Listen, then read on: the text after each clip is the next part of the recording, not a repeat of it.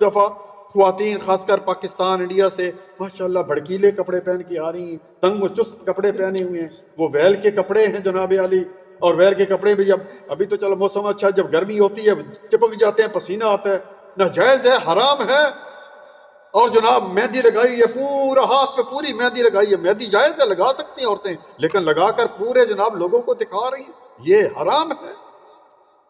اس طرح اپنی جو ہے اپنی خواتین ہیں ان کو بتائیں بھائی پردے میں آئیں، یعنی عورت کا کیا مطلب؟ عورت ہے ہی پردے کا نام، سر سے لے کر اور پاؤں تک صرف جو ہے وہ احرام میں وہ صرف چہرے کا پردہ نہیں کرے گی۔ سیدہ عائشہ رضی اللہ تعالیٰ عنہ کیا فرماتی ہیں کہ جب بھی ہم طواف کرتے اس وقت اگر مرد لوگ آتے تو ہم اپنے چہرے کو ڈھانک لیتے تھے، میرے بھائی سمجھیے نا، کو بالکل سامنے آمنے آ جاتے تھے، باقی میں تو چلو ادھر تو ہوتا تھا بندہ۔ تو اس سے پتا چلا کہ صحیح اور راجہ صحیح بات یہ ہے کہ چہرے کا پردہ ہے۔ چہرہ ہی تو ایک ایسی چیز ہے جو اٹریکٹیو چیز ہے۔ بھائی آپ اپنی بہن یا بیٹی کا رشتہ لینے جاتے ہیں، پہلے کیا دیکھتے ہیں؟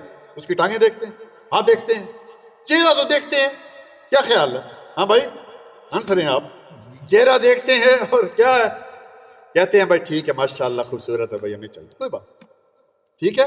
تو چہرہ اگر خالی رہ گیا تو ہر چیز تو سامنے آ گئی، پتہ چل جاتا ہے یہ خاتون جو ہیں وہ کتنے سال کی ہیں، خوبصورت ہے نہیں ہے خوبصورت، تو چہرے کا بھی پردہ ہے۔ اللہ تعالیٰ سے دعا ہے کہ اللہ تعالیٰ ہمیں نیک اعمال کرنے کی توفیق عطا فرمائے۔